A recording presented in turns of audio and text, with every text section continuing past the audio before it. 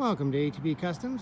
Just want to show you how easy it was to install a Snowbear SUV plow. I've never done one before.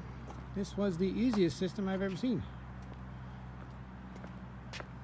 Basically, it consisted of 2 wires running to your battery. You need a little fuse, 35 amp I believe it was, followed by, I mounted the control box right under the air cleaner. Run the 2 wires across over to the remote control sensor, that little black box there with 1 screw holding it in. And that's it. It is remote control.